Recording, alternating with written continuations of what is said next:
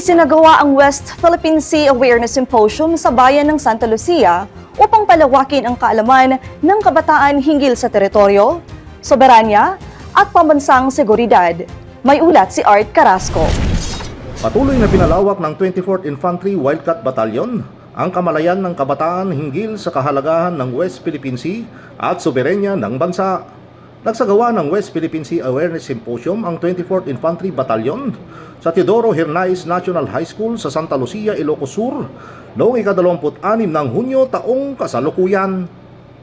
Pinangunahan ng aktibidad ni Second Lieutenant Alexis Jane Balgona, Assistant Civil Military Operations Officer ng 24th IB.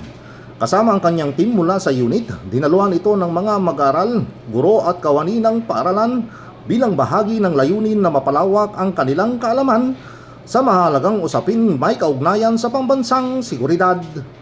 Sa symposium, tinalakay ang kahalagahan ng West Philippine Sea sa soberenya ng Pilipinas, ang kahalagahang papel nito sa kabuhayan ng mga Pilipino at responsibilidad ng bawat mamamayan lalo na ng kabataan sa pagpapalaganap ng tamang impormasyon, pagpapahalaga ng kasaysayan at pagpapakita ng pagmamahal sa bayan.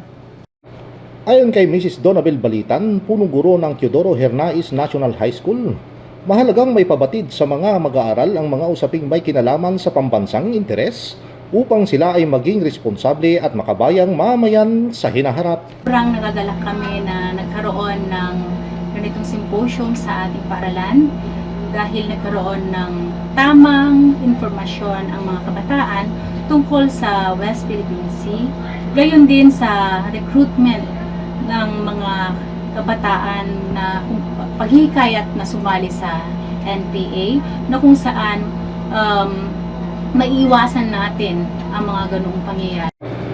Ibinahagi rin ng mga mag-aaral na sina Miss Gian Emerald Camilo at Miss Junice Bolboro na naging makabuluhan ang symposium dahil mas lumawak ang kanilang kaalaman tungkol sa West Philippine Sea at mas naunawaan nila ang kanilang papel bilang mga kabataang Pilipino sa pagtatanggol sa katotohanan at pagpapakita ng pagmamahal sa bayan.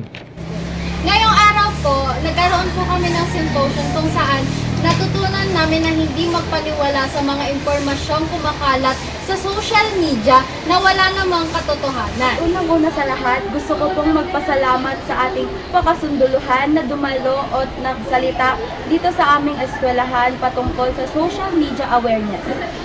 Hinihingkayat ko rin po ang aming kapwa mag-aaral na hindi sana sila maniwala sa mga fake news na kumakalat lang kung saan-saan. Sa pamamagitan ng mga information and awareness activities na tulad nito, patuloy na sinusulong ng 24th Infantry Wildcat Battalion ang pagpapalawak sa kaalaman ng mga mamamayan lalo na ng mga kabataan bilang katuwang sa pagtataguyod ng kapayapaan, pagkakaisa at pambansang seguridad.